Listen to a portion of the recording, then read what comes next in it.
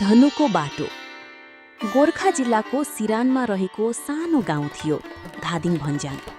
चारैतिर अग्ला पहाड, बीचमा हरियो खेत र खेतको छेउमा बग्ने सेतो झरना। त्यही गाउँमा बस्दथे धनबहादुर थापा। सबैले माया गरेर धनु भन्थे। धनुको उमेर 17 वर्ष।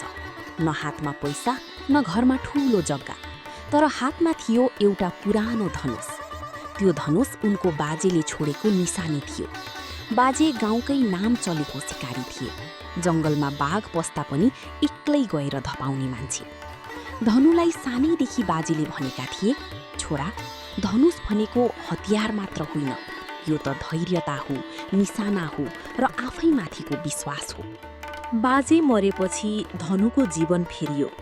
बुबा भारतको सिक्किममा काम गर्न गए, आमा बिरामी परिन्। घरको जिम्मा धनुकै काँधमा आयो। स्कुल पढ्न मन थियो, तर पढाइ छोडेर जंगल जान थाल्यो। दाउरा बेच्ने, कहिलेकाहीँ खरायो, मृग मारेर मासु बेच्ने। गाउँलेहरू भन्थे, धनुको हातमा निशाना छ, तर यो बाटोले तँलाई कहाँ पुर्याउँछ होला। धनुलाई पनि त्यही लाग्थ्यो। हरेक बिहान उठ्दा मनमा एउटा प्रश्न आउँथ्यो, के मेरो जीवन भनेको सधैँ जंगल र भोकसँग लड्नु मात्रै हो। एक दिनको कुरा हो, धनु पहिले झैँ बिहानै जंगल पसेको थियो। हातमा धनुष, काँधमा तीरको थुङ्गा। जंगलको गहिराईमा पुग्दा एउटा अनौठो आवाज सुन्यो, कराउने, रोएको जस्तो। बिस्तारै नजिक गयो। ठूलो सालको रुखमुनि एउटा सानो बच्चा भालुको खुट्टा पासोमा परेको रहेछ। रगत बगेको थियो। आमा भालु वरिपरि घुमिरहेको थियो, तर मान्छे देखेर नजिक आउन सकेको थिएन। धनुको मन काँप्यो। उसलाई सम्झना आयो बाजेले भनेको कुरा। जंगलको राजा मान्छे होइन, दया हो। जसले दया मार्छ उसले आफैलाई मार्छ। उसले धनुष भुइँमा राख्यो, बिस्तारै अघि बढ्यो। आमा भालु गर्जियो, तर धनुले हात उठाएर देखायो, म तँलाई मार्न आएको होइन। पासो काट्न धनुसँग भएको सानो खुकुरी प्रयोग गर्यो। धेरै मेहनतपछि पासो फुक्यो। बच्चा भालु आमा नजिक दौडियो। आमा भालु धनुलाई केही बेर हेर्यो, त्यसपछि जंगलभित्र हरायो। त्यो दिन धनु खाली हात फर्कियो। गाउँमा पुग्दा साथीहरूले सोधे, आज केही लागेन? धनुले मुस्कुराएर भन्यो, लाग्यो। मनमा शान्ति लाग्यो। तर त्यही रात गाउँमा ठूलो कुरा भयो। जंगलपट्टिबाट बाघ आएर गाउँको एउटा गोरु मार्यो। सबै गाउँले डराए। गाउँको मुखिया आएर धनुलाई भने, धनु, त निशानेबाज छस्, तँलाई नै जानुपर्छ, नत्र यो बाघले सबैलाई सिध्याउँछ। धनुको मनमा द्वन्द्व भयो। उसले भालु बचाएको थियो, अब बाघ मार्नु पर्ने? रातभरि सुत्न सकेन। बाजेको कुरा सम्झ्यो।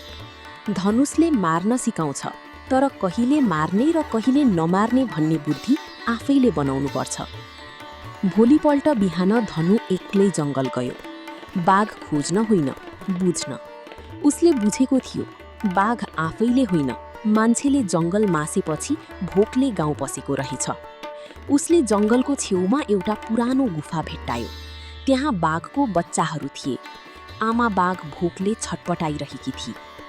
धनु फर्केर आयो।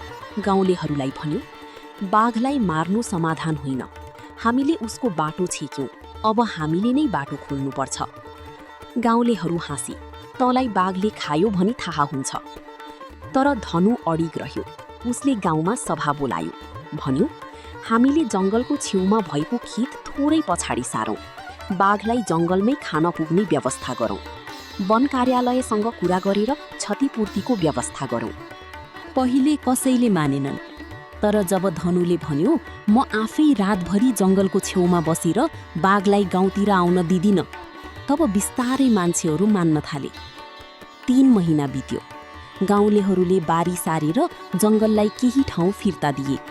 वन कार्यालयले बाघको लागि चरणको व्यवस्था गर्यो। बाघ फेरि गाउँ आएन।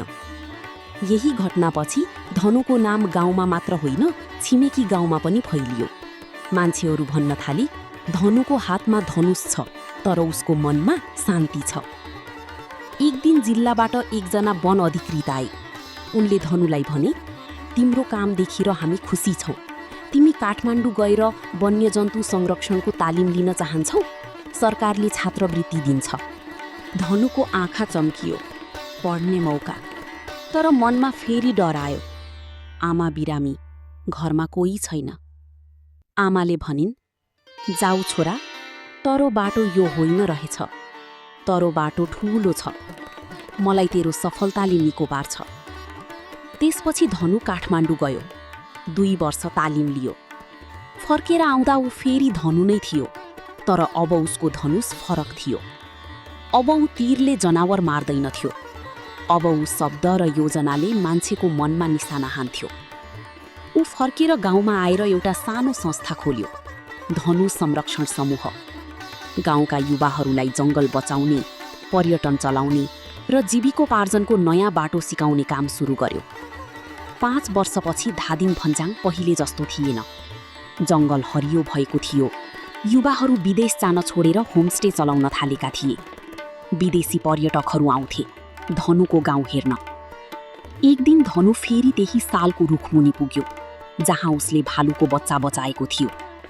अहिले त्यहाँ एउटा सानो ढुङ्गामा लेखिएको थियो, यहाँ मानवता बाँचेको थियो। धनुको आँखा रसायो। उसलाई लाग्यो बाजेले भनेको ठिकै रहेछ। धनुष भनेको हतियार होइन, यो त धैर्यता हो। अब धनुको हातमा धनुष थिएन, हातमा थियो कलम। र त्यही कलमले उसले हजारौं मान्छेको मनमा निशाना हानिरहेको थियो। गाउँलेहरू सोध्थे, धनु अब तँलाई के चाहियो? धनु मुस्कुराउँथ्यो र भन्थ्यो, मलाई अरू केही चाहिँदैन। मलाई त मेरो गाउँका हरेक बच्चाको मुखमा आशा देख्न